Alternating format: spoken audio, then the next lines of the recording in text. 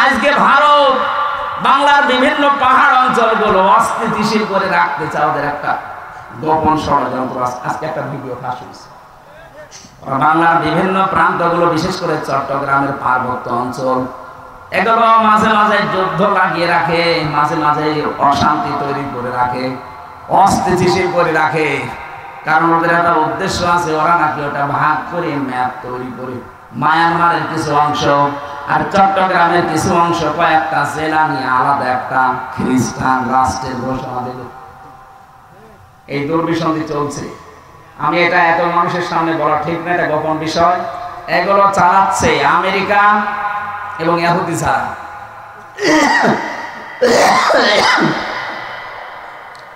এদের এই গোপন ষড়যন্ত্র যদি বাস্তবায়ন হয়ে যায়, এই যে উপদেশটা 3 বার পাল্টিয়ে গেল, ডক্টর মোহাম্মদ ইউনূস থেকে একবার, এরপরে আবার কয়েকজন, এরপরে কয়েকদিন আগে আবার 3 জন। এগুলো এমনি এমনি করছে না, একটা দুর্বিসন্ধি আছে। সব চাইতে ভয়ঙ্কর এর ভেতরে এই ফারুকি, এই লোকটা মেয়েতে মেয়েতে ছেলেতে ছেলেতে বিয়ে করা, এই যে সমকামিতা, এটা প্রমোট করে। এইগুলো নিয়ে সে সিনেমাও বানিয়েছে। এটা পরকীয়া প্রেম করে মানুষ উদ্বুদ্ধ হয় কি করে, সে তার নিজের স্ত্রী তিশাকে এই সিনেমায় কাজে লাগিয়েছে।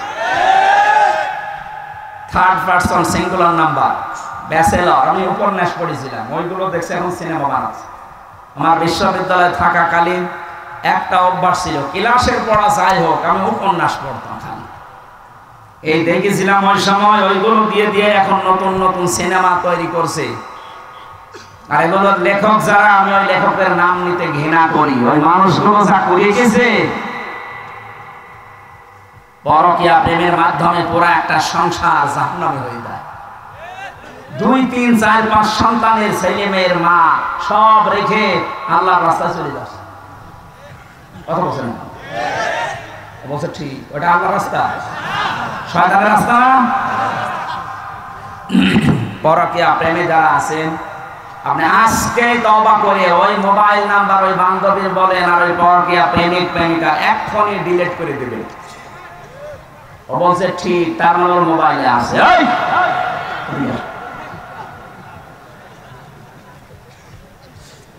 আয়াতের দ্বিতীয় কথা ছিল, রব্বুল আলামিন বলেন, হে পৃথিবীর মানুষেরা, ওয়াল জারি বিল কুরবা ওয়াল জারিল জুনুবি ওয়াস সাহিবি বিল জামবি ওয়া বিনিস সাবিল। পৃথিবীর ময়দানে যারা আত্মীয় স্বজন আছে, প্রতিবেশী হোক আর অনাত্মীয়, তাদের সাথে মিলমিশ করে চলবা, ভালো ব্যবহার করবা। আজ হাজারো মানুষের কারণে প্রতিবেশী অশান্তিতে আছে, অথচ লোকটা নামাজ পড়ে। কথা বলেন এখন। আর প্রতিবেশী মানে আপনার বাড়ির পাশে যে আছে, শুধু সে না, আপনি বাসে যাচ্ছেন বগুড়া থেকে ঢাকা পর্যন্ত, এই যে 4-5 ঘন্টা সময় লাগবে, আপনার পাশের সিটে যে আসে সে 5 ঘন্টার প্রতিবেশী। বলেন বলেন, আপনি সিট এমন ভাবে কাজ করে নিয়েছেন যে সে পা রাখবে সেই জায়গাও নেই। না, আপনি প্রতিবেশীকে কষ্ট দিতে পারেন না। এত বেশি কথা জিবরাইল নবীকে প্রতিবেশী সম্পর্কে শোনাতেন। নবীজি বলেন, আমার মনে হচ্ছিল আমার জমি জায়গার ভাগ, এই মিরাস, এইটাও নাকি প্রতিবেশীকে দেওয়া লাগতে পারে নাকি। আবার বলেন তো, এত গুরুত্ব স্যার তাদের সাথে আমাদের সম্পর্ক দা কুমড়ার। এগুলো টাউনে তো আরো বেশি, গ্রামেও আছে। মুরগিতে ধান খেয়েছে, এই নিয়ে প্রতিবেশীর সাথে গন্ডগোল। বলেন বলেন, আমার মারা খাতায় মানুকম, সাবধান, নিজেরা অধীনস্থ যারা আছে তাদের সাথে খারাপ ব্যবহার করবা না। নবীজির জীবনের শেষ কথা 2টা, তিনি বলেছিলেন as-সালাত as-সালাত ওয়া মা মালাকাত আইমানুকুম as-সালাত। উম্মতেরা, আমি তোমাদের রেখে গেলাম, যাই করবা করবা, নামাজ ছাড়বা না। আর অধীনস্থ যারা আছে, কাজের লোক, মেয়ে ছেলে যাই বলে, তাদের সাথে ভালো ব্যবহার করবা। নবীজির জীবনের শেষ কথা এইটা।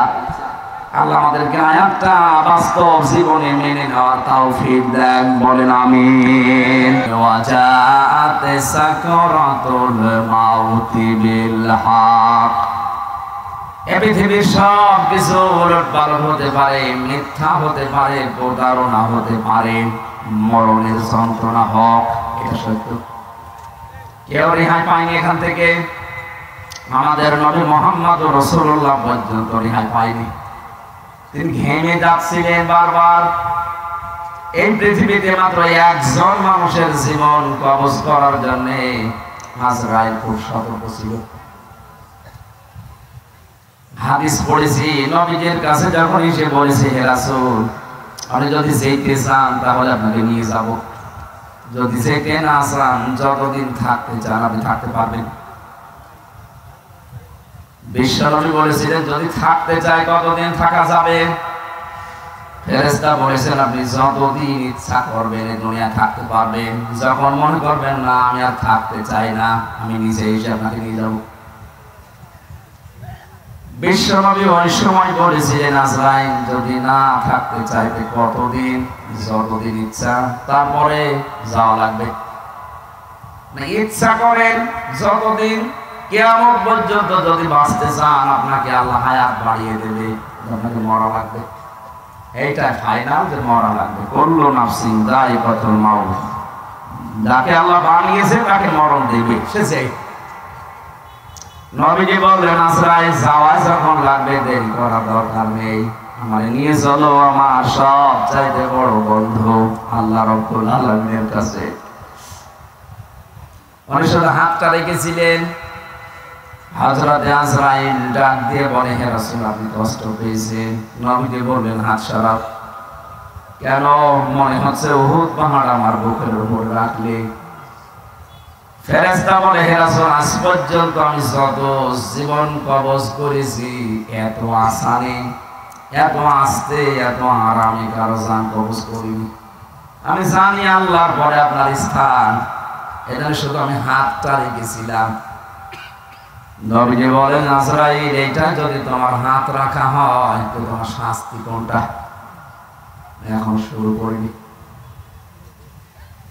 বিশ্বনবী ওদিন কান্নাকাটি করে বলেছিলেন, আজরাইল, মৃত্যুর যত কষ্ট আছে তুমি আমারে দিয়ে দাও। আমার পরে আমার যত উম্মত এই দুনিয়ায় আসবে তারা এমনিতেই দুর্বল, মরণের যন্ত্রণা তাদেরকে দিও না। হযরত আজরাইল ওদিন বলেছিলেন, হ্যাঁ, আপনার এই কথা আমি রাখতে পারি। কোরআনে কারিমে আল্লাহ 6666টি আয়াত আপনার উপরে নাযিল করেছেন। এর ভেতরে একটা আয়াত আছে, আয়াতুল কুরসি বলা হয়, সূরা বাকারা 255 নম্বর আয়াত। এটা যদি কেউ 5 ওয়াক্ত ফরজ নামাজের পরে তেলাওয়াত করে, এখানে আল্লাহর 10টা ক্ষমতার কথা আছে। কয়টা? বলেন বলেন। এটা ক্লাস চলছে, ছাত্রের মতো জবাব দেবেন। 1 2 3 4 যারা পড়ে দেখেন না কেমন জবাব দেয়, বুঝলেও দেয়, না বুঝলেও চিল্লায়। আপনারা ওইভাবে জবাব দেবেন। গ্রাম অঞ্চল তো, এই জন্য সেমিনার হলে আমরা এভাবে কথা বলতাম। আমার সব সময় না দিয়ে 8-10 মিনিট পরে পরে একটু বন্ধ করে দিয়ে, আর এমনি জ্বর তো, মানে কাশি হচ্ছে, বন্ধ করে দিয়ে এরপরে আবার দিই। না না না, এই কলে সরিয়ে দেন না, এই অত না, একেবারে যে রওশনের সাদের মতো মরে যাবো তো। আরেকটু আরেকটু, ঠিক আছে। রিভাব আরো বেশি, আমার কণ্ঠে সমস্যা তো। কালকে মাহফিল ছিল চুয়াডাঙ্গা জীবননগর, শ্বশুর বাড়ি, একেবারে শ্বশুরের গ্রাম। এর চাইতে 10 ডবল মানুষ হবে। শাশুড়ি দেখে পাগল হয়ে গেছে, জামাই ধরে রেখেছে। আবার সকালে এই খাবার মাবার খাওয়ানোর কারণে আমার দেরি হয়ে গেছে। এই যে জানি শরীরা অবাক করছে, জেলখানা যে কি খাওয়াইলো, ও পালিয়েও গেল, আমার খাওয়িয়েও গেল। তো পালিয়েই যাবে, আর 3 বছর আগে যেতে পারল না, আমার এই জেল খাটা লাগে না। কি খাওয়াইছে জেলখানায় আল্লাহ জানে। আমি এত চেষ্টা করছি স্বাভাবিক হওয়ার জন্য, কিন্তু না, শরীর পড়ে যাচ্ছে। মনে হয় কিছু খাওয়াইছে। ওরা যারে বিদায় করে দিতে চায় তারে আস্তে আস্তে স্লো পয়জন এগুলো দিয়ে দিয়ে মেরে ফেলে। কোরআনের পাখি দেলাওয়ার হোসাইন সাইদি রহমতুল্লাহ আলাইহি ওনার এই সারা জীবন বিভিন্ন রকমের উল্টাপাল্টা জিনিস, সারা জীবন দেখো জেলের ভেতরে দুর্বল, শক্ত মানুষ দুর্বল করে ফেলেছিল। এরপরে ওনার আবার ডায়াবেটিস, শেষে দেখলেন না ইঞ্জেকশন দিয়ে মেরে ফেলি। অনেকে বলে না অনেক মরে গেছে, কে মরে গেছে? 10 মিনিট ওনার সাথে আমি ছিলাম, এমনি এমনি মরে না। হ্যাঁ, যদিও সারা জীবনে তার দোয়া ছিল আল্লাহুম্মা ইন্নী আসআলুকা শাহাদাতান ফি সাবিলিক, হে আল্লাহ তুমি যাই করো আমাকে শাহাদতের মরণ দিও। এই কারণে জালেমদের হাতে আল্লাহ তাকে শাহাদতের মরণ দিয়েছে, আর যাকে তাকে আল্লাহ শহীদের মরণ দেয় না, কারণ এটা অনেক দামি জিনিস। শহীদ এই শব্দটা শুনতে ছোট কিন্তু এত দামি এটা, যারা শহীদ হয় তারা মরে না। আলা তাহসাবান্নাল্লাযীনা কুতিলু ফি সাবিলিল্লাহি আমওয়াতা বাল আহয়াউন ইনদা রাব্বিহিম ইরযাকুন, সূরা আলে ইমরানের 169 নম্বর আয়াত। আল্লাহ তাআলা বলেন, হে নবী, যে মানুষগুলো শহীদ হয় এদেরকে আপনি বলবেন না যে মরে গেছে, এমনকি ধারণাও করবেন না।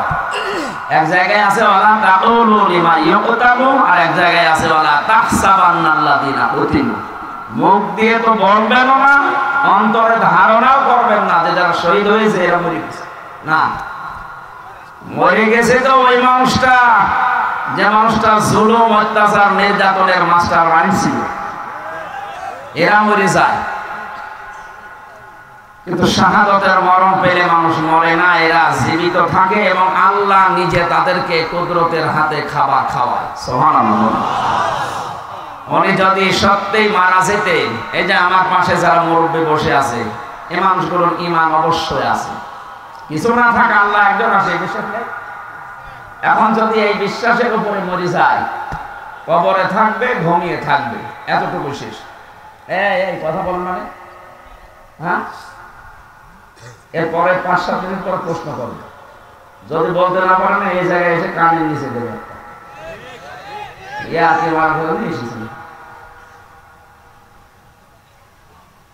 উনি যদি অবস্থায় ঈমান নিয়ে মারা যেতে পারে, কবরে শুয়ে থাকবে।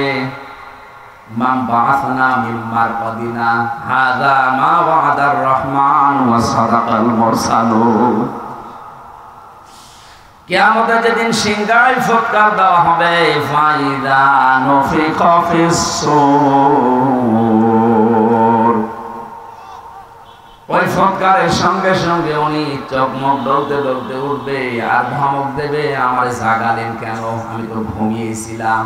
মনে হচ্ছে কেবল 8-10 মিনিট আগে ঘুমিয়েছে, অথচ কোটি কোটি বছর জীবন থেকে আল্লাহ পার করে দিয়েছেন।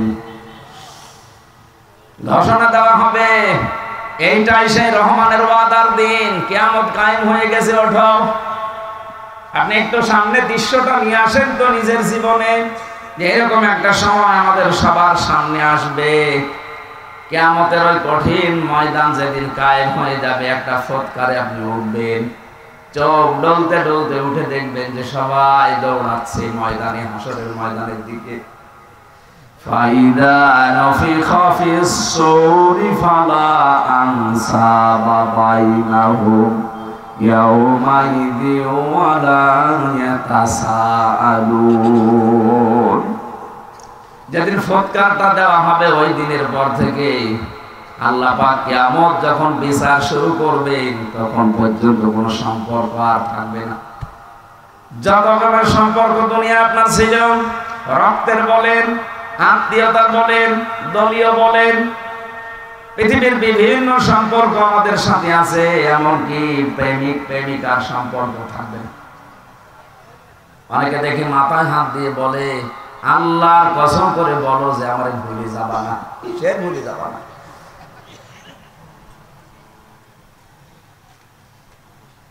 যত রকমের সম্পর্ক আল্লাহ বলেন নসব আনসব, বহু বচন দিলাম, একটাও থাকবে না, সব কাট হয়ে যাবে।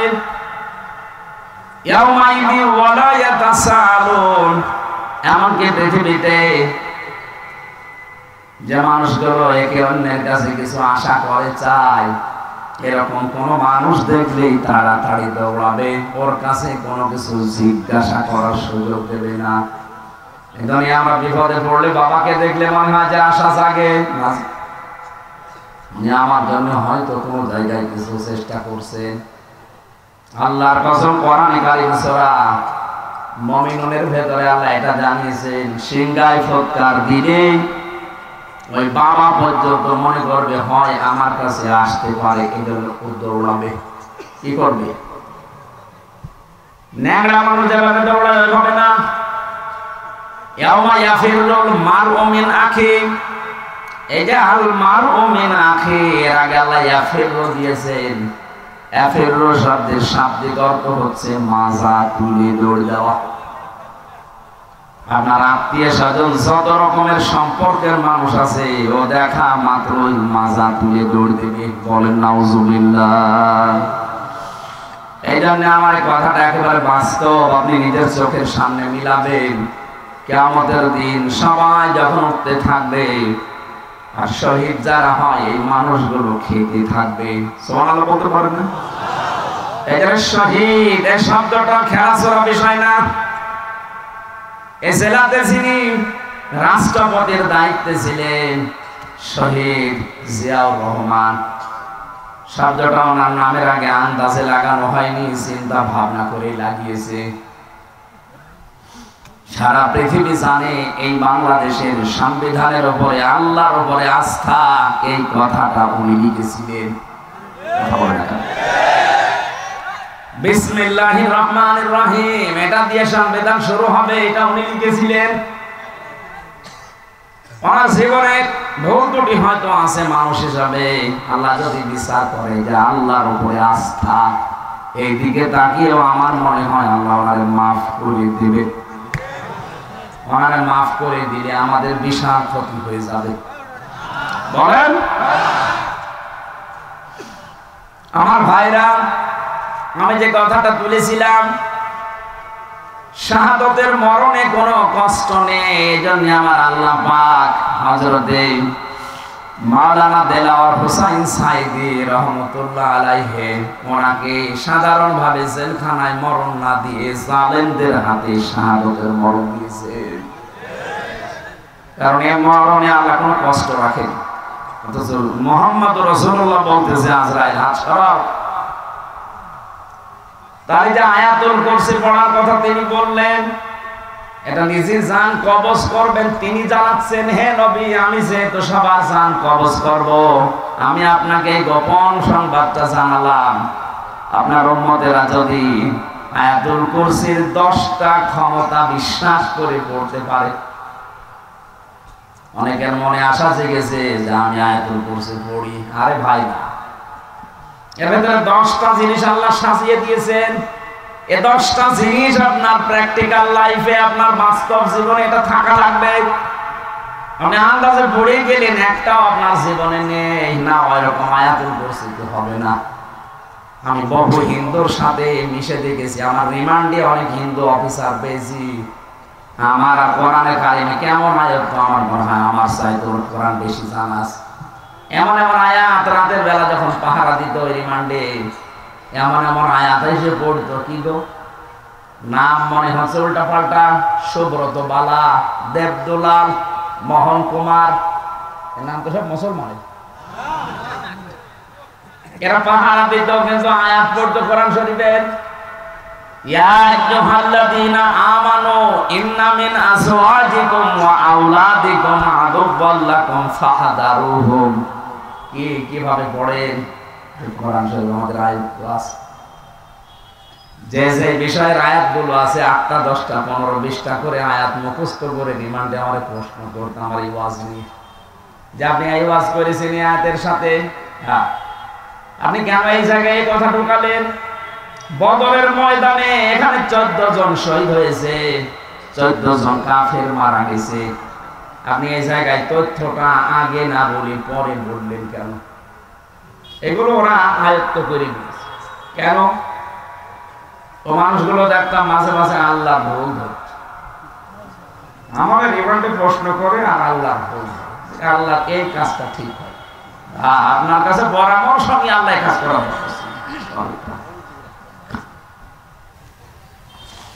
সব চাইতে বেশি পেয়েছিলাম ওই যে মাঠের নিচে আয়না ঘর, যেটা রিমান্ডে, ওখানে নিয়ে যখন রেখে পাহারা দিত। রাত 12টার সময় এক দল আসতো, অধিকাংশ হিন্দু, এসে কোরআনে কারিমের এমন এমন আয়াত থেকে প্রশ্ন জিজ্ঞাসা করে, আর ওই 1.5 মিনিট 2 মিনিট ভিডিও শোনায়। দেখেন তো এটা আপনার নাকি? হ্যাঁ। কোথায় বলেছিলেন? চুয়াডাঙ্গায়। এটা কোথায়? কুষ্টিয়ায়। এইটা নাটোরে। আমি বললাম যে 1.5 ঘন্টা কথা বলি আমি, এর আগে নেই পরে নেই, 1.5 মিনিট 2 মিনিট কোথা থেকে পান? আমরা সারাদিন বসে বসে শুনি আর দেখি কোন জায়গায় হাত লাগানো যায়। হাত লাগাবেন, হাত লাগাতে হলে আমার চাইতে আপনার আয়ত্ত বেশি থাকা লাগবে। কথা বলে না, যদি ভুল ধরতে চায় আমার আজকের আয়াতের তাফসীর, আমার কোরআনের উপরে মাস্টার্স করা আছে। আমার মতো যারা করেছেন লেখাপড়া, তার উপরে পড়াশোনা করা লাগবে। একটা ইঞ্জিনিয়ার পাস করে 10 তলা বিল্ডিং এর প্ল্যান দিয়েছে, আর এই যে দোকানে চা খাওয়া, ওর যে হাল হকিকত দেখি আসে, ওই লোক এসে যদি বল না এই প্ল্যানে ভুল হয়েছে, ওর দাঁত মুখ ফেলে ফেলা দরকার না।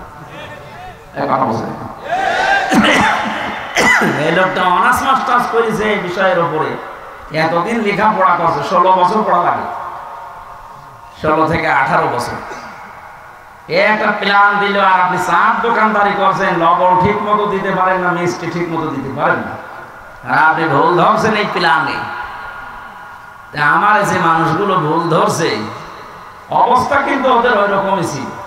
তারা কিছু কিছু সাবজেক্টের উপরে আয়াতগুলো হাদিসগুলো আয়ত্ত করে কি করে ভুল ধরা যায় সেই চিন্তা ছিল।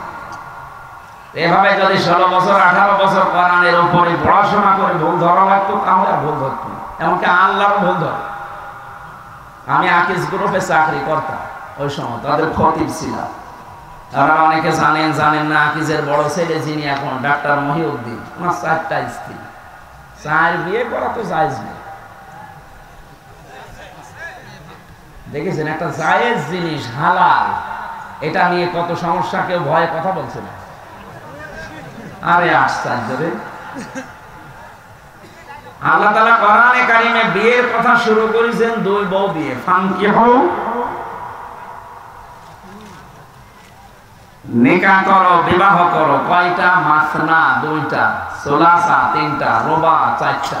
আল্লাহ কি 1 দিয়ে শুরু করেছেন না 2 দিয়ে? তাহলে বউ 2টা থাকলে ভালো।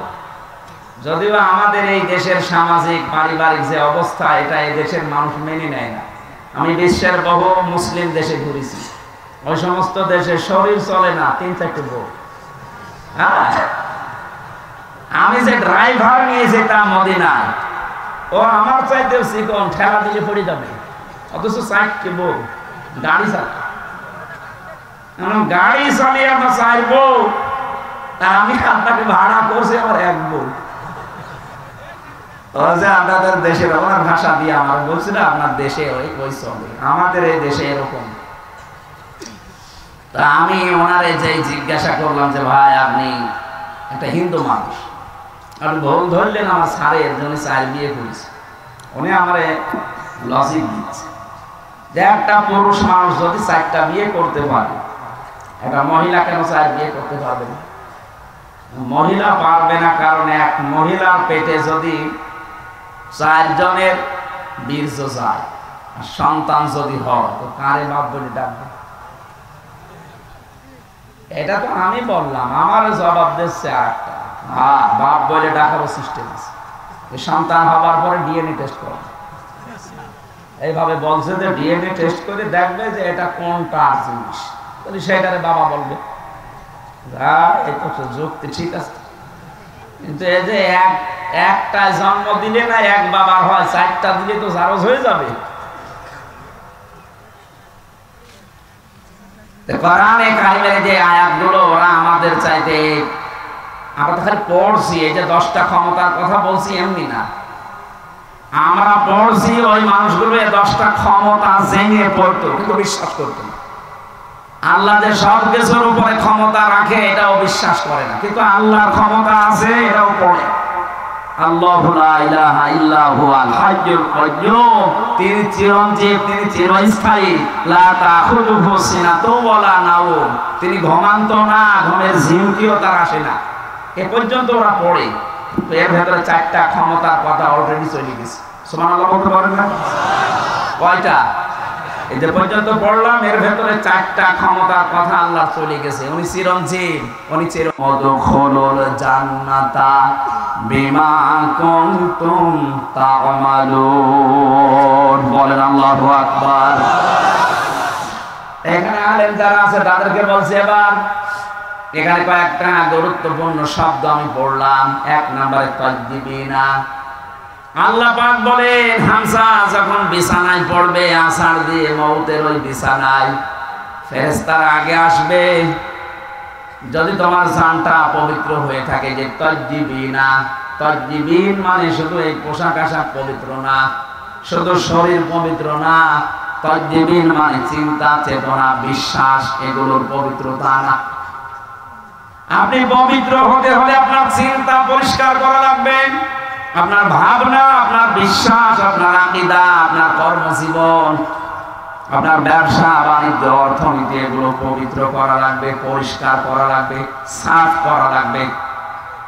অথচ আজ আমরা পোশাকের পবিত্রতার জন্য, শরীরের পবিত্রতার জন্য, সাফ করার জন্য যত ব্যস্ত, আমাদের বিশ্বাস এবং আকীদা পরিষ্কারের জন্য অত ব্যস্ত না। কথা বুঝতেছে? আমি আস্তে আস্তে ডোজ নিয়ে যাচ্ছি। যখন আপনি পড়ে যাবেন বিছানায়, আপনার বিশ্বাস, আপনার আকীদা, আপনার চিন্তা চেতনা যদি পরিষ্কার দেখে ফেরেশতারা, না এটা পবিত্র আছে, তখন বলবে সালামুন আলাইকুম, তোমাদের উপরে আল্লাহর শান্তি।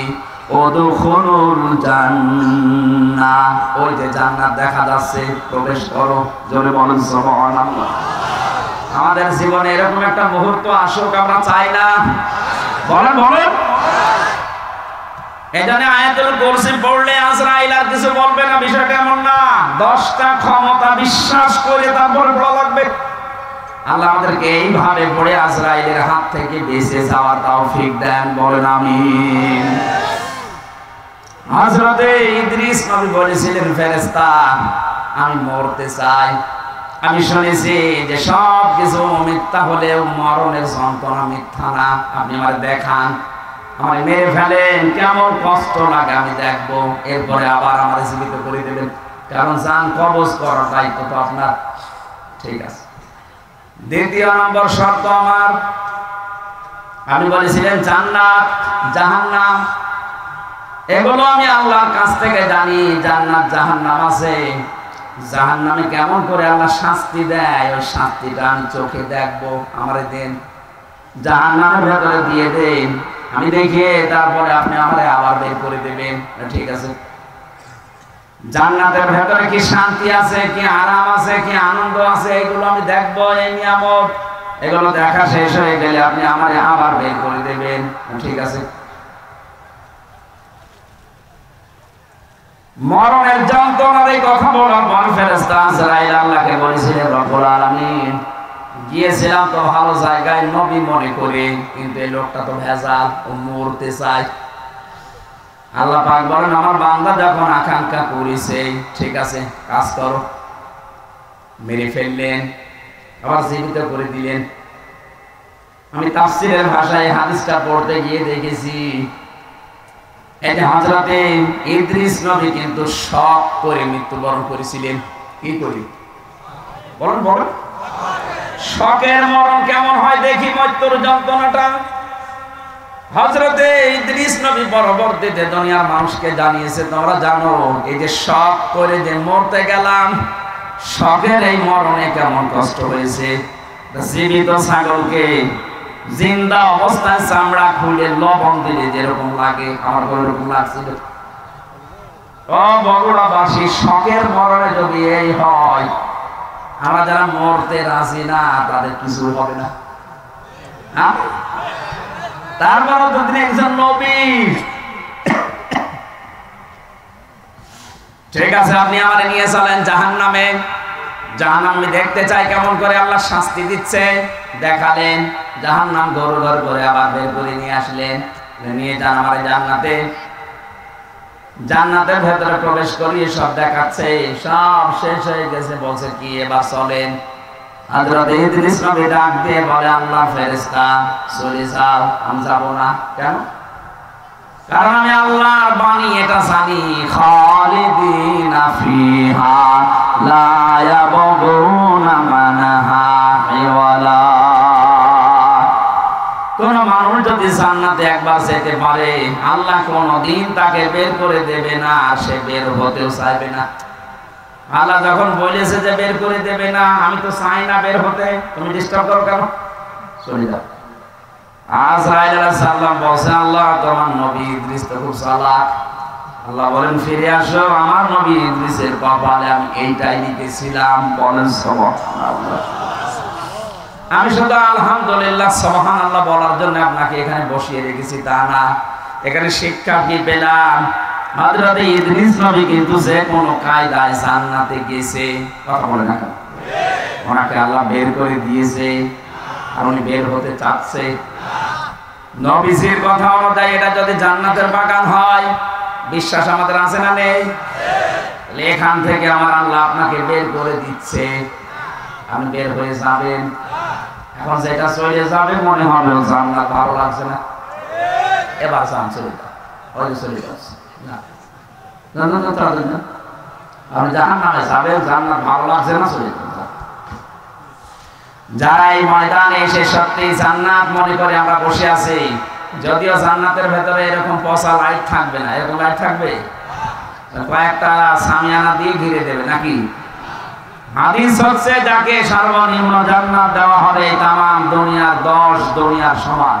আর যারা জমি জায়গা হয় না, খালি মানুষের আত্মসাৎ করে, তাদের কত জমি লাগবে, এরকম দুনিয়া 10টা বানিয়ে দেবে। জোরে বলেন আল্লাহু আকবার। এই জন্যে আল্লাহ রাসূলের প্রতি যাদের বিশ্বাস আছে, এই দুনিয়া তাদের কাছে তুচ্ছ মনে হয়। আমরা হয়তো ওই পর্যায়ে পৌঁছাতে পারিনি, তাই যার হালকা পাতলাও পৌঁছিয়ে গেছে, শুধু বাংলাদেশ না তামাম দুনিয়াও তার কাছে মশার ঠ্যাঙের মতো মনে হয়। কারণ তামাম দুনিয়া এরকম 10টা দুনিয়া আল্লাহ তার ইমানের কারণে তাকে জান্নাতে দান করবে। আল্লাহ যেন আমাদের এরকম একটা পরিবেশ দেন, বলেন আমিন। দরুদ আর সালাম পাঠ করার মাধ্যমে আমরা কোরআনে কারিমের একটা আয়াত পড়েছি, সূরা নিসা। কোন সূরা? আজকের আলোচনার বিষয় হচ্ছে অধিকার। এই জিনিস থেকে আমরা প্রায় 53 বছরই কম বেশি বঞ্চিত আছি। অধিকার থেকে আমরা বঞ্চিত না? হযরত মুআজ ইবনে জাবাল রাদিয়াল্লাহু তাআলা আনহু ইয়ামেনের গভর্নর হয়ে তাকে যখন আল্লাহর নবী পাঠাচ্ছিলেন, ডাক দিয়ে বললেন, মুআজ, আল্লাহর উপরে তোমার যে অধিকার, তোমার উপরে যে আল্লাহর অধিকার তুমি কি জানো? বলছে না, আপনি ভালো জানেন। নবীজি বললেন, তোমার উপরে আল্লাহর হক হচ্ছে তুমি আল্লাহর একনিষ্ঠভাবে গোলামি করবে, ইবাদত করবে। আর আল্লাহ পাক তোমার উপরে, তোমার আল্লাহর উপরে হক হচ্ছে আল্লাহ পাক দয়া করে তোমারে মাফ করে জান্নাতে দিয়ে দেবে। এখানে আমার উপরে আল্লাহর কিছু হক আছে। মাওলানা আব্দুল বারী সাহেব, হয়তো আমি আজ পেয়েছিলাম, তো ঘুমিয়েছিলাম, যখন উঠলাম দেখলাম এই আয়াতগুলো পড়ছিল। বাবার স্ফলিঙ্গ দিয়ে দ্রুত গতিতে পানিটা বের হয়ে যায়, না পাক পানি দিয়ে মায়ের রেহেমের ভেতরে আল্লাহ পাক মানুষকে আস্তে আস্তে তৈরি করতে থাকেন। সুম্মা খালাকনান নুতফাতা আলাকাতান ফাখালাকনাল আলাকাতা মুদগাতান ফাখালাকনাল মুদগাতা ইযামা ফাকাসাউনাল ইযামা লাহমা। যারা বলে সুবহানাল্লাহ। আল্লাহ পাক বলেন, এই যে নতফা, মুদগা, আলাক আস্তে আস্তে করে রূপান্তর করে 40 দিনে 40 দিনে 40 দিনে। আর এক শব্দের শাব্দিক অর্থ হচ্ছে যোগ। কি বললাম? এই যে পানির নিচে যেগুলো থাকে মানুষের শরীরের সাথে লেগে যায়, মায়ের জরায়ুর ভেতরে দেওয়ালের সাথে ঠিক 40 দিন আমরা এইভাবে যোগের মতো ঝুলিয়েছিলাম। এখান থেকে আস্তে আস্তে চর্বি, চামড়া, গোশত এগুলো দিয়ে দিয়ে আমার আল্লাহ মানুষ বানিয়েছেন। রক্তের প্রবাহমান ধারা তৈরি করেছেন শরীরের ভেতরে। একটা আলাদা আকৃতি দিয়েছেন আমাদেরকে তিনি নিজে। এই যে ফেরেশতাদের দেখতে পাচ্ছেন এই বডিটা, এটা ফেরেশতারা বানিয়েছে। আর এই যে আকৃতি যেটা মুখ, এর ভেতরে আল্লাহ 5টা ইন্দ্রিয় শক্তি দিয়ে আল্লাহ নিজে বানিয়েছেন। বলেন সুবহানাল্লাহ। এই মাথার ভেতরে জিনিস আছে কয়টা? বলেন বলেন। চিন্তা আসে কোন জায়গা থেকে? মাথা থেকে। বলেন না কেন? শোনেন আপনি কি দিয়ে? কান দিয়ে। কথা বলেন, নিঃশ্বাস নিচ্ছেন, দেখছেন আপনি চোখ দিয়ে। 5টা ইন্দ্রিয় শক্তি গুরুত্বপূর্ণ, এগুলো সব এই মাথা কেন্দ্রিক। আল্লাহ জানে নিজে এটা তার হাত দিয়ে বানিয়েছেন। লাকাদ খালাকনাল ইনসানা ফি আহসানি তাকওয়িম। অবশ্যই আমি সব চাইতে সুন্দর আকৃতি দিয়ে বানিয়েছি মানুষকে। কে বলছেন? আরো জোরে বলেন। এত সুন্দর করে আমি মানুষ বানালাম। পৃথিবীর একটাই সৃষ্টি, এই যে কাবা শরীফ, যদিও কালো গিলাফ দিয়ে ঢেকে রাখা আছে। দুনিয়ায় কত কিছু তো কালো দেখি আমরা। এই যে ভ্রমর কালো, কোন মানুষ একবার ভ্রমর দেখে আর একবার তাকাতে মনে বলে আমি পাইনি। কথা বলছে না? পেঁচা, বাদর, চামচিকা, এরা নিজেরা তো কালো, আবার কালো জিনিসের ভালোবাসে, অন্ধকার। এই জন্য এদের যা চেহারা, এদের একবার দেখলে আর একবার দেখতে মন চায় না। কাবা শরীফ কালো, একটা এমন একটা আকর্ষণ আল্লাহ ওর ভেতরে দিয়েছে, যতবার তাকাবেন মনে হয় আর একবার তাকায়। নবীজি জানিয়েছেন পৃথিবীর 2টা জায়গা আছে যেখানে তাকিয়ে থাকলে সওয়াব হয়। একটা কাবা শরীফ, আর একটা আপনার মা আর বাবা। জোরে বলেন সুবহানাল্লাহ। মায়ের দিকে, বাবার দিকে কেউ যদি মহব্বতের নজরে তাকিয়ে থাকে, একটা নফল হজের সওয়াব হয়ে যায়। সাহাবী বললেন, হে নবী, আমি যদি 100 বার তাকাই? বিশ্ব নবী বলেন, মা বাবার দিকে 100 বার যদি কেউ তাকায়, 100 বারই নফল হজের সওয়াব হবে।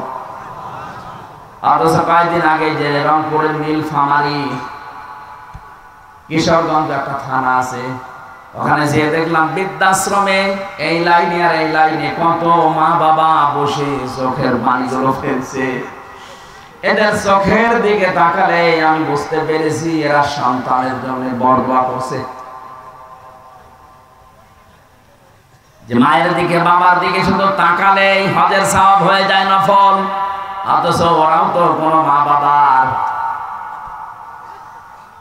সন্তান ওদেরও আছে, ওরা রেখে এসেছে নিজের ইচ্ছা করে ওই বৃদ্ধাশ্রমে। একটা সন্তান বলেন তো কখন তার মা আর বাবাকে বৃদ্ধাশ্রমে রেখে আসে? আমার যতটুকু মায়া মহব্বত ঈমান আছে আমার দ্বারা সম্ভব না। যদি আমার বউ, ছেলে, মেয়ে সব ছেড়ে দেওয়া লাগে, তাও আমার মা আর বাবাকে বৃদ্ধাশ্রমে রেখে আসা সম্ভব না। আমার ঈমানে ওরা তো রেখে এসেছে।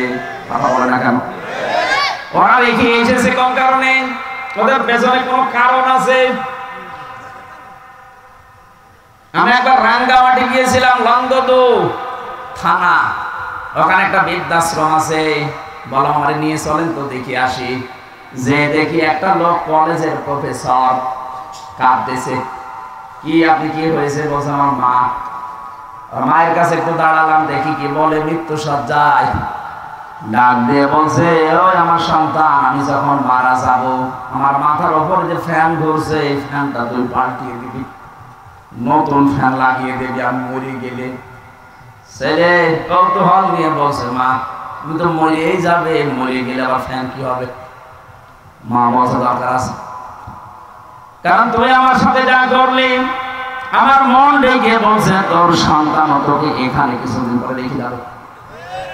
কথা বলে না কেন? গতকালকে পেপারে এসেছে ঢাকা বিশ্ববিদ্যালয়ের একজন অধ্যাপক, 2টা ছেলে, একটা মেয়ে, একটা আমেরিকায় থাকে, একটা লন্ডনে থাকে, আর একটা অস্ট্রেলিয়ায় থাকে। 3 জনই প্রতিষ্ঠিত। ওর বউ মারা গেছে। ওই 3 ভাই বোন মিলে সিদ্ধান্ত নিয়ে বাবাকে রেখে গেছে বৃদ্ধাশ্রমে। অথচ তো সে নিজে বলছে আমার ঢাকায় ফ্ল্যাট ছিল 3টা। আমার বড় ছেলে চালাকি করে ফ্ল্যাট গুলো সব লিখে তার নিজের অ্যাকাউন্টে টাকা নিয়ে নিয়েছে। আজ আমার যেহেতু কিছু নেই, মেয়েটা আছে অস্ট্রেলিয়ায়, আর ছেলে দুইটা কেউ লন্ডনে কেউ আমেরিকায়। তাদের অভাব নেই, কিন্তু এই মানুষগুলোর পাশে একটা ঘর আমার জন্য হয়নি, যে একটা রুমে আমি থাকবো। যেই কয়টা ছেলে আর মেয়েরা আমাকে বড় কারণে শেষ পর্যন্ত এই বৃদ্ধাশ্রমে রেখে গেছে। 3 বছর পরে পরে নাকি একটা চিঠি লিখে বাবার কাছে, অথচ লোকটা ঢাকা বিশ্ববিদ্যালয়ের শিক্ষক ছিল।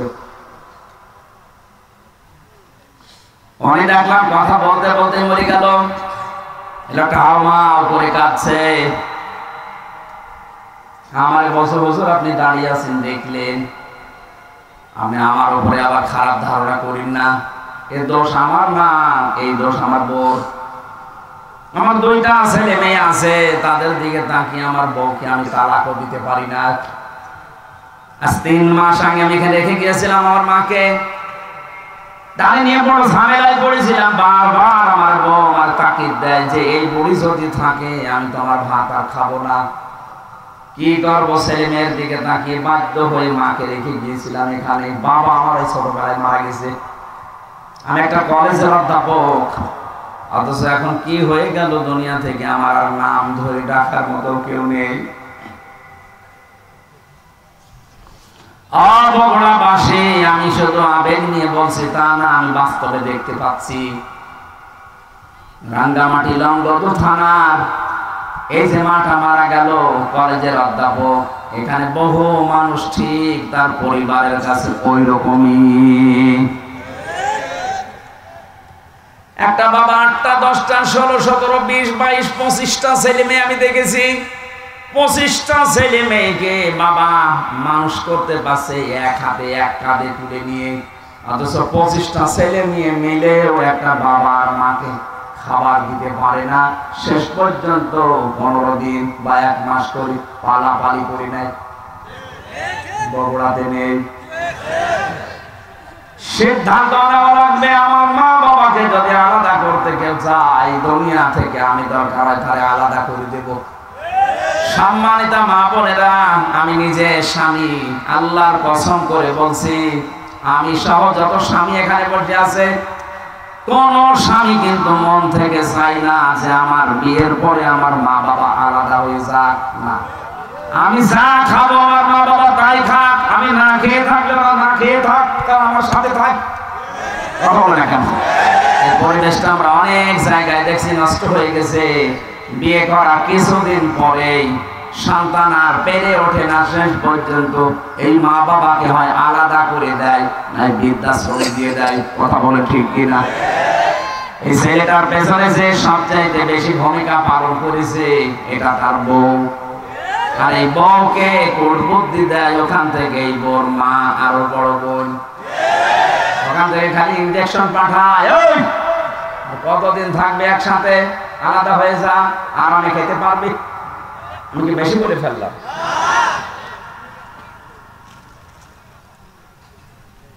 আল্লাহ রাব্বুল আলামিন বলেন, এত কষ্ট স্বীকার করে করে তোর মা তোকে পেটে বহন করে চামড়া গোশত চর্বি দিয়ে যখন একটা আকৃতি তোকে বানিয়ে দিলাম, এই মানুষটাকে আমি আল্লাহ আস্তে করে মায়ের পেট থেকে বের করে নিয়ে আসলাম। আল্লাহু আখরাজাকুম মিন বুতুনি উম্মাহাতিকুম, মায়ের পেট থেকে আস্তে করে বের করার দায়িত্ব আমার। এই দায়িত্বটা এখন ডাক্তাররা পালন করছে, আল্লাহর উপরে এখন আর নেই। কথা বলে না কেন? আর 100টার প্রায় 95টা সিজার ছাড়া হচ্ছে না। প্রশ্ন আসতে পারে, তাহলে আপনারা কেন এই স্টেজে যারা বসে আছে এদের কি মা ছিল না, নাকি আকাশ থেকে পড়েছে? এটা বলছে না, এদের মাকে তো সিজার করা লাগে নাই, অথচ আমাদেরটা এখন করা লাগছে। অধিকাংশ মানুষের মেয়েদের ভরসায় হয়ে গেছে না, হবে না, ও সিজার করাই লাগবে। আল্লাহ বলছেন, ঠিক আছে তোর দায়িত্ব আমি ছেড়ে দিলাম, যা তোর ওই হাইব্রিড বাচ্চা আমি কেটেই বের করবো। কথা বলে না কেন? রব্বুল আলামিন বলেন, আমি যখন আস্তে করে দুনিয়া থেকে নিয়ে আসলাম, কি অবস্থায় তুই ছিলি জানিস? লা তা'লামুনা শাইআ, কিচ্ছু বলতে পারতিস না, শুধু ট্যাঁ ট্যাঁ করে কান্না ছাড়া তোর কোনো ভাষা ছিল না, আওয়াজও ছিল না। বিজ্ঞান এখন প্রমাণ করছে এই কষ্টটা নিয়ে, কারণ কম্পিউটার সব দেখা যায়। একটা মানুষ সর্বোচ্চ কষ্ট সহ্য করতে পারে 45 ইউনিট। কত? পৃথিবীর প্রতিটি জিনিস পরিমাপ করার যন্ত্র আছে। এই যে প্যান্ডেলটা, এটা কতটুকু, এটা পরিমাপ করার জন্য একটা অস্ত্র আছে না, ফিতা আছে, ফিতা। আপনি কাউকে দেন, সে ফিতা দিয়ে মাপ দিয়ে বলতে পারবে এটা কতটুকু। আপনি যদি এরকম চাউল নিয়ে এসে বলেন এটা মেপে দেন, দাড়ি পাল্লা আছে, কথা বলে না কেন? এটা পানির বোতল আছে, এটা লিটার, সিসি, কেজি দিয়ে মাপা হয়। পৃথিবীর প্রতিটি জিনিস মাপ করার জন্য আলাদা আলাদা যন্ত্র আছে। আল্লাহ পাক বলেন, তোর মা তোকে দুনিয়ায় আনতে যে কষ্টটা পেয়েছে, ডেলিভারির কষ্ট, এইটার জন্য একটা পরিমাপের যন্ত্র আছে। এই কষ্টটা পরিমাণ হচ্ছে 45 ইউনিট। এর বেশি হলে পুরুষ মানুষ মারা যাবে। কিন্তু একটা মা দুনিয়ার ময়দানে সন্তানের মুখ দেখতে হলে 57 ইউনিট কষ্ট সহ্য করা লাগে। কত? 45 থেকে 57। আপনি টের পাচ্ছেন? রব্বুল আলামিন বলে, আস্তে আস্তে যখন তোকে এভাবে নিয়ে এসে কথা বলা শেখালাম, খাওয়ালাম, এভাবে হামজা বানালাম, তোর প্রতি আমার কিছু দায়িত্ব আছে। আমি তোকে যা যা দেওয়ার সব দিয়ে দিয়েছি। এখন তোর উপরে আমি আল্লাহ কিছু চাই, এইটা, ওয়াবুদুল্লাহ, তোরা আমার ইবাদত করবি। কার ইবাদতটা কি? এইটাই আমরা অনেকে জানিও না, মানিও না। অনেকে মনে মনে ভাবে না, আবার বেঁচে ফেললে আবার কাজ করা লাগবে, জানি না তাই মানি না, ভালো আছি না। একটা সাফ কথা শুনে, ইসলামের কোন নিয়ম নীতি যদি আপনি জানেন কিন্তু মানেন না, তাহলে আপনার একটা গুনাহ হবে। কয়টা? আর ইসলামের কোন নিয়ম আপনি জানেনও না, মানেনও না, আপনার ডবল গুনাহ হবে। কেন বলেন? কারণ আপনি জানাও ফরজ, মানাও ফরজ। জানার ফরজ আপনার আদায় হয়েছে, মানার ফরজ আদায় হয়নি, এজন্য গুনাহ হবে কয়টা?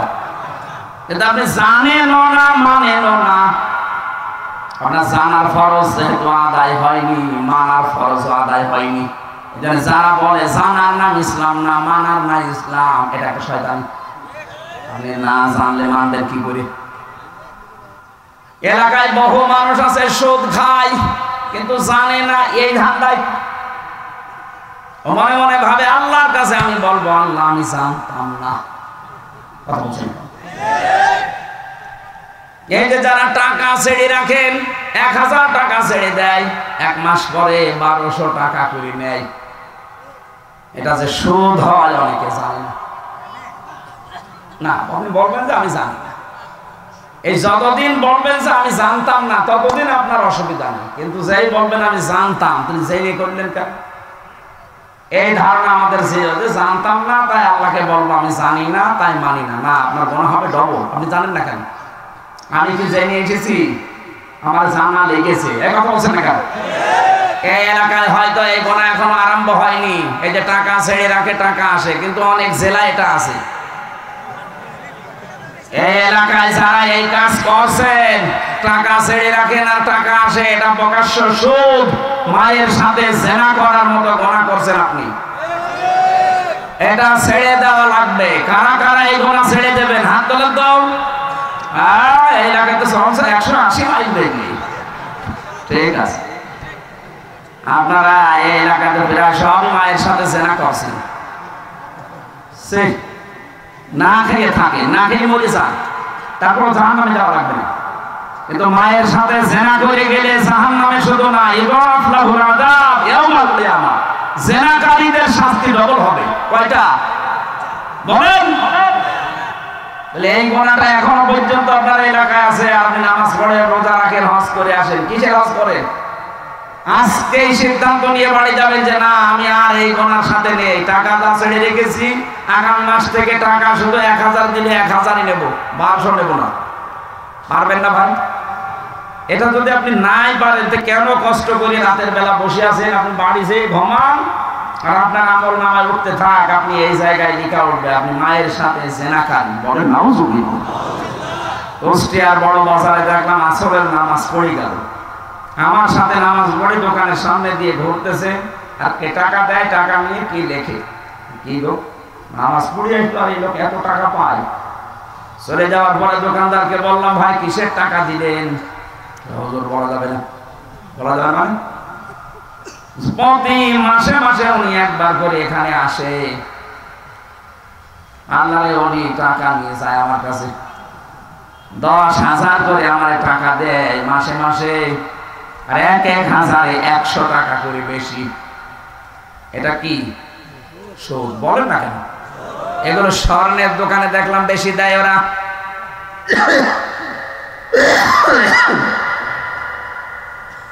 অনেকে চালাকি করে মনে করে গোনা যদি হয় ও টাকা এমন কায়দায় নামে নামে ছেড়ে দেবো যেন আমার নামে গোনা লিখা না হয়। অনেকে বউর নামে টাকা ছাড়ে, জাহান্নামে যদি যাই বউ যাবে। না ভাই, চালাকি করবেন না। আমি বলছি আপনি জানতেন না তাই মানতেন না, এ কথা কোনো ভিত্তি নেই। জানেন না কেন? এটা আপনার অপরাধ। এটা কি বলেন বলেন? আপনার উপরে আল্লাহর হক এইটা যে নেই থেকে আপনাকে আব্দুল বারি আল্লাহ বানিয়েছে। আপনার প্রতি আল্লাহর কিছু হক আছে।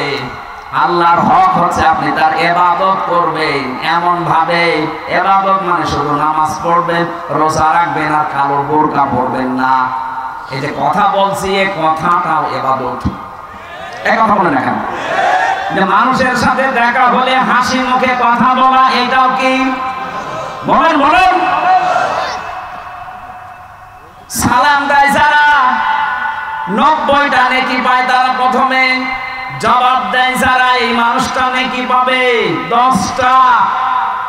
এবার আমার প্রশ্ন, সালাম দেওয়া সুন্নাত আর জবাব দেওয়া ওয়াজিব, ওয়াজিবের দাম বেশি না সুন্নাতের? এই জায়গাটা পুরা উল্টানো। কোরআনে কারিমে জানিয়েছে, সূরা নূরের ভেতরে আছে 61 নম্বর আয়াতে, ঘরে প্রবেশ করতে হলেও তোমাকে সালাম দিয়ে ঢোকা লাগবে, তাহলে ওই ঘরের ভেতরে আল্লাহর পক্ষ থেকে একটা বরকত আল্লাহ নিয়ে নেবেন। বলেন সুবহানাল্লাহ। এখানে বহু আল্লাহ ভক্ত মানুষ, নামাজ রোজা করা মানুষ, কিন্তু এইটার বেলায় দেখা যায় লজ্জা পায়, বাড়িতে ঢোকার আগে স্ত্রীকে ছেলে মেয়েকে সালাম দিতে চায় না। এরকম মানুষ নেই? সমস্যা আছে কিছু কিছু। আজকে যদি বাড়ি যে সালাম দেয় না, বলবে কি গো তোমার কোন ভূতে ধরেছে? কালকে যে যৌতুকের টাকার জন্য আমার গালি গালাজ করে পিটাইলে আজকে সালাম দিচ্ছ মানে আজকে নতুন ধান্দা আছে। যে মনে করে করুক, আজকে থেকে আপনি ইসলামের এই কাজটা শুরু করেন। নবীজি জানিয়েছেন, যদি 25 বার করে দিনের ভেতরে সন্তানকে, স্ত্রীকে, পরিচিত মানুষ অপরিচিত মানুষ যদি সালাম দিতে পারেন 25 বার, কয়বার? সারাদিন 24 ঘন্টার ভেতরে যদি 25 বার সালামের প্রচলন আরম্ভ করতে পারেন, আপনি শাহাদাতের মরণ পাবেন। আরো জোরে বলেন সুবহানাল্লাহ। বগুড়াবাসী, এজন্য ইবাদত মানে শুধু নামাজ পড়া রোজা রাখা না। আপনি কথা থেকে শুরু করে একেবারে সংসার চালাবেন কি করে, সবটাই ইবাদত। বলেন বলেন। আমি এবার আলেমদেরকে বলছি, আপনারা এটা ভালো করে শুনুন। 2 নম্বরে আয়াতে ছিল, ওয়ালা তুশরিকু বিহি শাইআ, তোমরা আল্লাহর সাথে শিরিক করবা না। কি করবা না? শিরিক কি? আল্লাহ যেটা পারে ওটা অন্য কেউ পারে, এই বিশ্বাস করার নাম শিরিক। আর এই শিরিক যারা করে তারা মুশরিক। কথা বলছেন? এ পর্যন্ত বুঝেছেন কিনা বলেন? আমি ক্লাস নিচ্ছি না, ক্লাস চলছে। আল্লাহর সাথে যারা শিরিক করেন, আল্লাহ বলেন আমি যেটা পারি ওটা অন্য কেউ পারে। ছেলে মেয়ে দিতে পারে কে? এটা কোন পীর সাহেব পারে, কোন কবরে শুয়ে আছে এই লোক পারে, এই বিশ্বাস অনেকে মহিলা করে না। বলেন বলেন। এই যে স্থান করে যে কত মানুষ সন্তান চাচ্ছে, ওই গাছের সাথে দেখবেন বড় বড় ঢেলা ঝুলিয়ে রেখেছে, পাথর ইট। কি গো, এখানে পাথর ঝুলিয়ে রাখবেন। এগুলো সব চাইতে বাগেরহাটের খান জাহানের দরবারে বেশি বড় বড় পাথর ঝুলিয়ে রাখে। ওকে যেন কে বুদ্ধি দিয়েছে, ওই পাথর যখন জ্বলবে পেটের ভেতরে সন্তান এসে দোল খাবে, দৌলে দৌলে। বিশ্বাস করে করুক আর অবিশ্বাস করুক, কারো কাছে শুনে জেনে করছে, যেন আমি এক কথাই বলছি, এটা রেকর্ড হচ্ছে। আল্লাহ যেটা পারে ওইটা অন্য কেউ পারে, এই বিশ্বাস করার নাম শিরিক। আর শিরিক যারা করে তারা আরো জোরে বলেন মুশরিক হয়ে যাবেন। এটা সূরা নিসার আয়াত পড়লাম, এর ভেতরে 5টা আয়াত আনকমন আছে। নবীজি বলেন এই 5টা আয়াত পেয়ে আমি এত খুশি হয়েছি, তামাম দুনিয়া দিয়ে দিলে আমি এত খুশি হতাম না। তার ভেতরে এইটা, ইন্নাল্লাহা লা ইয়াগফিরু আইয়ুশরাকা বিহি ওয়া ইয়াগফিরু মা দুনা যালিকা লিমান ইয়াশা। এ পৃথিবীর সব গুনাহ আল্লাহ ইচ্ছা করলে মাফ করে দিতে পারেন, কিন্তু শিরিক করলে তার মাফ নেই। কে বলছেন? আরো জোরে বলেন। এবার আসেন আমি একটা একটা করে দিচ্ছি। সন্তানের ক্ষেত্রে বুঝলাম আল্লাহ বাদে কারো এখানে হাত, আরো জোরে। ক্ষমতায় দিতে পারে আল্লাহ ছাড়া অন্য কেউ, কিন্তু যারা বলে জনগণ তাদের ঈমান আছে, ঈমান আছে কিন্তু শিরকপূর্ণ ঈমান। আর শিরকপূর্ণ ঈমান থাকলে আল্লাহ তাকে মাফ। বগুড়াবাসী সত্যি করে বলছে, আল্লাহর কসম আপনাকে আমি ভালোবাসি, আপনি ভুল পথে আছেন। এই দেশে যারা এই বিশ্বাস করে না তারা বিপদে ছিল এতদিন। যারা বলতো না ক্ষমতার উৎস আল্লাহ, তাদের নিবন্ধন বাতিল করে দিয়েছিল, তাদের নিষিদ্ধ করেছিল। এখন বলছেন এখন যারা বলতো না ক্ষমতার উৎস জনগণ, তারা ঠিক ছিল। আর আপনি তো জাহান্নামে যাচ্ছিলেন, এদেরকে ব্যান্ড করার পর এরা মানে নাই, বলছে না ক্ষমতার উৎস জনগণ, মানি না তো মানি না। আল্লাহ ঠিক যেন 5 দিন পরে তাদের পুরাটা উল্টিয়ে দিয়েছে। কারণ ওই জালেমরা হাত দিয়েছে জামাত ইসলামের গায়ে না, ওরা হাত দিয়েছে সরাসরি একেবারে আল্লাহর গায়ে। আল্লাহু আকবার, আল্লাহু আকবার। আপনি এই জায়গায় বলেন যে আল্লাহ সব কিছুর উপরে, আর এই ক্ষমতার মতো একটা ছোট্ট জিনিসের কাছে এসে বলছেন না এইটার মালিক আল্লাহ না জনগণ। যাদের এরকম বিশ্বাসে অপবিত্রতা আছে, আপনি পাল্টিয়ে যাবেন আজকে। এর জন্য যদি দল ত্যাগ করা লাগে ওরকম দল ত্যাগ করবেন না। এবার আওয়াজ বেশি হয়নি, আর এটা বগুড়ায় হবে না। যেই দলের বিশ্বাসে এই শিরিক আছে, ক্ষমতার উৎস জনগণ, ওইটার মুখে ঝাঁটা মেরে চলে আসা লাগে। দল যদি আমার বাবাও তৈরি করে, ও দলে আমি নেই, কারণ আমার বাবা জাহান্নামে গেলে আমি তার সাথে যেতে পারি না। কথা বলে নাকি বাবার সাথে যাবেন? এবার একটা নতুন তথ্য বলছে, এখানকার আলেম চলে গেছে নাকি?